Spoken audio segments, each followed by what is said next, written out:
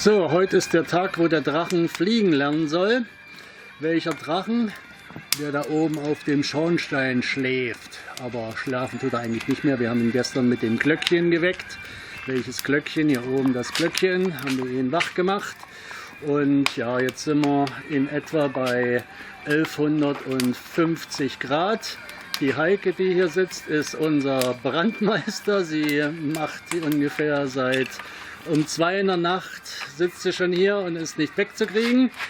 Am Anfang war das alles verhältnismäßig locker. Da musste man einmal in der halben Stunde 3, 4 Scheite auflegen. Momentan muss man schon verhältnismäßig viel auflegen, und vor allen Dingen das Problem ist, dass es in der Zwischenzeit so heiß ist, dass man kaum noch rangehen kann.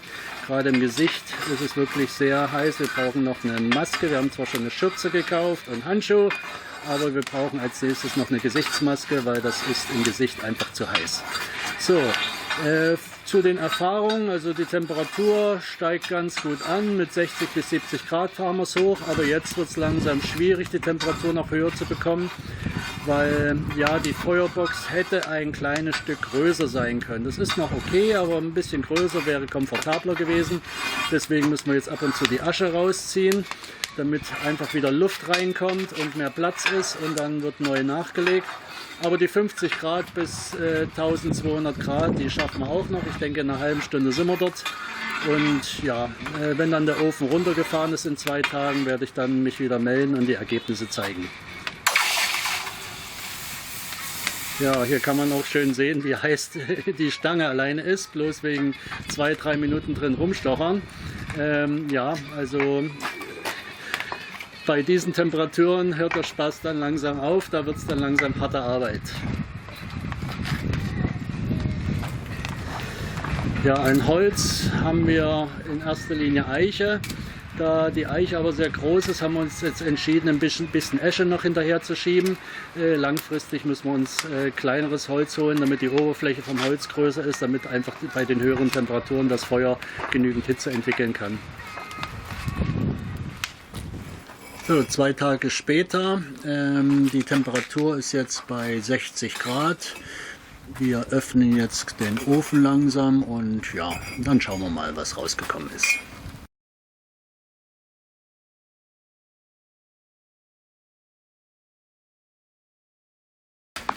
So, der Ofen ist auf.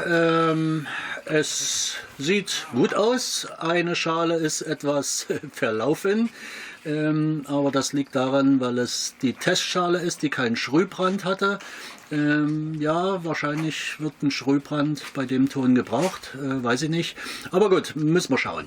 So, dann nehmen wir mal ein paar einzelne Schalen raus und zeigen sie mal kurz.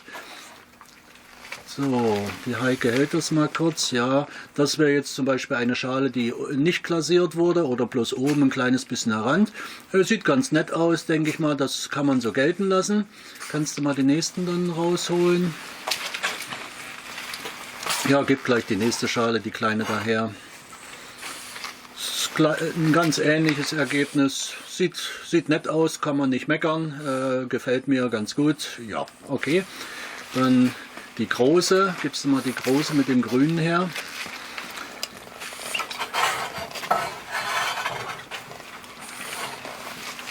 Das ist jetzt eine Schale mit einer Strontiumglasur, etwas höher, Heike. Ja, mit einer Strontiumglasur, das gefällt mir sehr gut, sieht sehr urisch aus. Die Schale ist ja ohne Form aufgebaut, also mit Platten, und ja, da sind Steinabdrücke und Wasserglas wurde da benutzt. Ja, das gefällt mir sehr gut, das können wir so gelten lassen.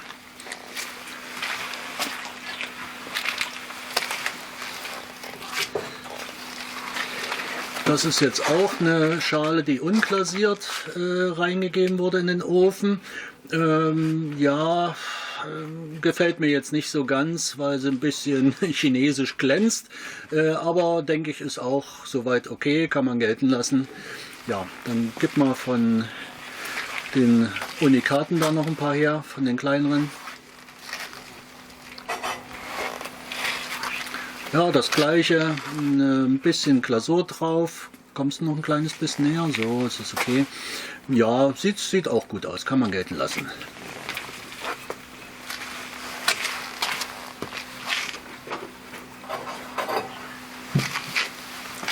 Ja, genau das gleiche. Die ist jetzt unglasiert, sieht aber vernünftig aus. Alles prima.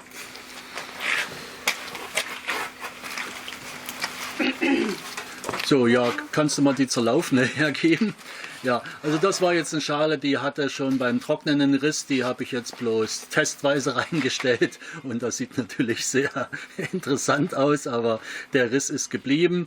Ja, das eigentlich hätte man sich sparen können, aber ich habe mir gedacht, bevor ich sie wegschmeiße, kann man sie mal zum Test reinstellen. Ja, was kann man daraus lernen? Dass man Schalen, die Risse haben, nicht brennen braucht, kann man gleich wegschmeißen. So, hier weiß ich jetzt nicht genau, was es für eine Glasur ist. Das muss ich später noch analysieren, aber sie sieht auf jeden Fall ganz anders aus als im Elektroofen. Ja, kann man sich streiten, aber eine matte, dezente, dunkle Schale finde ich nicht schlecht.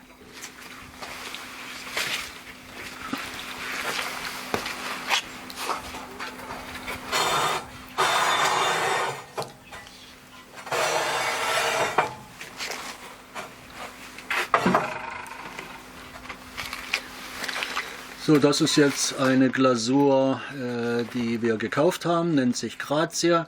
Sieht im Elektroofen auch ganz anders aus, nämlich viel blauer, aber die Farbe ist auch eigentlich sehr interessant, hat eine nette Oberflächenstruktur. Ich denke, ist auch gut brauchbar, eignet sich aber wahrscheinlich eher für einen hellen Ton. Der dunkle Ton der Schale selber passt nicht so richtig zu der Farbe. Aber gut, die Glasur als solche kann man zufrieden sein, denke ich. Gibt es noch mal eine von diesen, ja, etwas Oliven daher? Ja.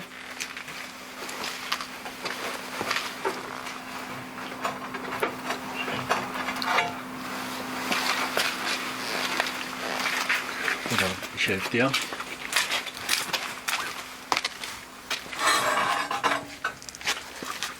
So,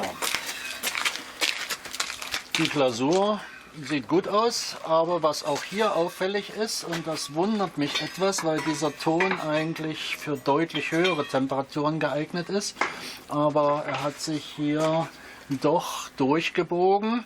Das heißt, es ist schade, es ist ein Unikat, müssen wir leider wegschmeißen oder B-Ware draus machen. Aber wie gesagt, Glasur ist soweit okay, sieht anders aus als im Elektroofen, aber gefällt mir ganz gut. Aber dieser Ton, da muss ich noch mal drüber nachdenken. Und das gleiche gilt für die nächste Schale, kannst du die auch noch mal hergeben. Ist auch leider ein Unikat, was ja etwas verbogen ist. Der Boden ist soweit noch gerade genug. Jetzt kann man natürlich das als gewollt verkaufen, aber ja, muss ich mir überlegen. Prinzipiell hört sich gut an, ist alles soweit fest, aber leider etwas verbogen. Aber Glasur, denke ich, passt auch ganz gut zu dieser Struktur. So, Heike.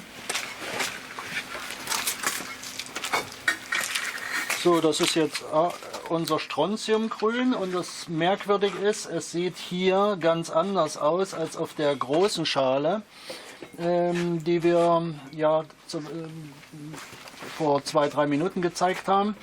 Das kann daran liegen, dass hier die Glasur wesentlich dicker aufgebracht worden ist, aber ich denke, es ist auch eine sehr interessante, passende Glasur, ja, kann man gelten lassen. Und die haben wir schon, gibt es mal eine andere Farbe nachher.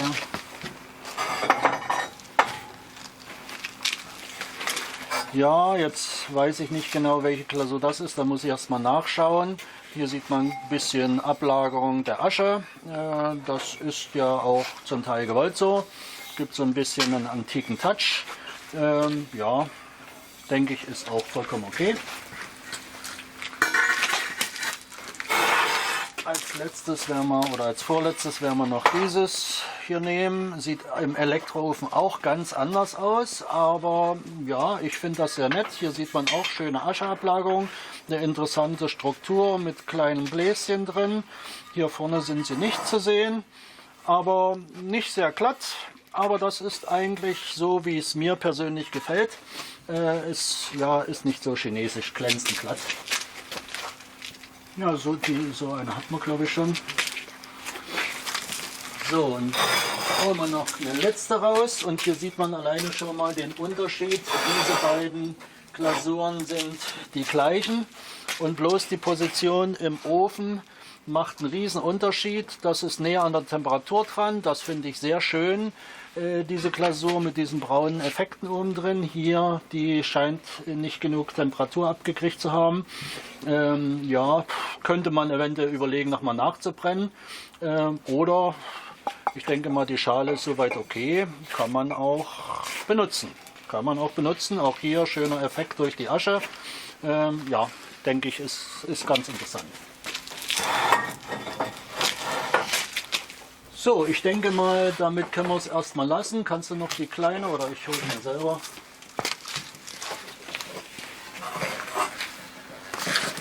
Als letztes für heute auch wieder eine unglasiert.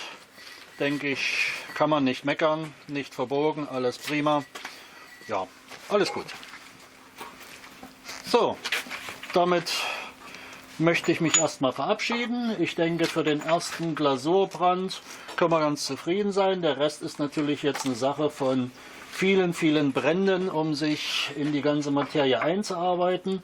Ja, aber das macht es ja auch spannend und vor allen Dingen, wir wollen ja jetzt keine standardisierte Massenware hier brennen, sondern in erster Linie geht es ja darum, Unikate zu machen, obwohl jetzt hier schon viele Formen drin, viele Schalen drin sind, die mit einer Form gemacht worden sind. Aber das ist mehr zum Testen jetzt gewesen, weil ich beim ersten Brennen nicht den ganzen Ofen voller Unikate machen wollte. Aber gerade sowas hier, denke ich, ja, hat ohne weiteres seinen Stellenwert. Eine schöne Schale, auch schön massiv. Ja, ist, denke ich, gut geeignet.